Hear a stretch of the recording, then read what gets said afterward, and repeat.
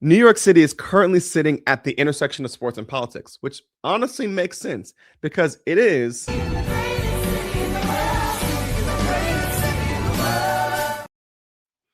And also because the president of these United States is from New York City. Now, last week, that connection worked when New York Giants quarterback went to a rally for Donald Trump to introduce him, but also created controversy in the Giants locker room when Abdul Carter tweeted out that he thought that the video of him being introduced was AI, but later tried to circle back around to all of us saying that he had talked to him man to man and that we were creating narratives. And to that, I'm like, fam, you're the one that told us about the issue that existed in the first place. You take that into consideration with the fact that Republican candidate for governor in Ohio, Vivek Ramaswamy, attended the New York Knicks Cleveland Cavaliers game 4 of the Eastern Conference Finals.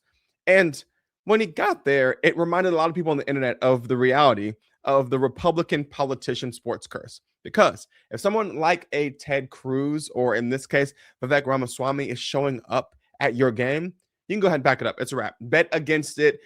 Go on underdog, do the entire thing, even though we are not supporting sports betting on this page. And that's exactly what happened. The New York Knicks proceeded to absolutely destroy the Cleveland Cavaliers by 37 points and punch their ticket to the finals. And afterward, Vivek reportedly was trying to enter to the Knicks restricted area, telling security, "I'm running for governor in Ohio, and I want to welcome them to Ohio," which is exactly what someone who has a curse on them would say about the team that just blew their team out.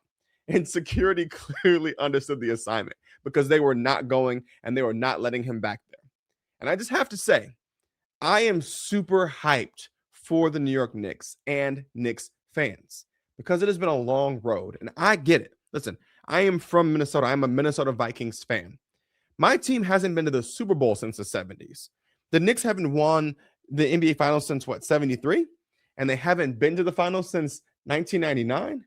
And so here it is in this moment, just absolutely dominating teams, playing incredible basketball. It feels like everything is finally coming together for the Knicks. And I just hope that nothing gets in the way of the run that they have going right now. So are you going to the Knicks game next week? No, I was invited to I was going to go on Wednesday, but they closed it out very quickly. And Jim Dolan's a great guy. He's, as you know, owns and in charge of Madison Square Garden. He's having a good year. Boy, what a team. They win all their games. They have some great players. I think I'll be going to one of the games. I was invited by numerous people and Jim. And I think I'll be going. It's great to see it. President Trump, on election fraud, President Trump. The Knicks have really suffered for years. What's your prediction? They're doing right now. Come on, man. Like, now I'm nervous for the Knicks because you got Trump saying he's going to come to your games now. And I thought homie was too busy to be traveling right now because of a little thing called Iran. That's at least what he told Don Jr. when he told Don Jr. that he couldn't go to his son's wedding last week. That's ridiculous. You couldn't go to that, but apparently courtside seats to Madison Square Garden, that's something you can clear your schedule for. It got to be something you want. I always want to go to Square Madison. I always want to go to Square.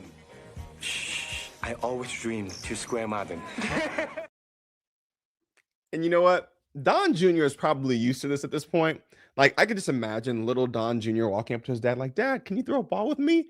And Trump is like, "Sorry, son, I can't do it. I'm so close to closing so many big, beautiful deals. They're so beautiful. Maybe we'll do it in 2 weeks." And because Trump skipped out on the wedding, the internet now has carte blanche. They have a Trump card, so to speak, to be able to endlessly roast this young man, or older. He's older than me, but roast him with jokes. For example, when Don Jr. tried to clap back at New York Governor Kathy Hochul because of some statements that she made about Trump and sports, her office responded with this. Crazy that he has time to go to a basketball game, but not your wedding. Damn. Listen, Kathy Hochul might as well have turned into Jadakiss in that moment.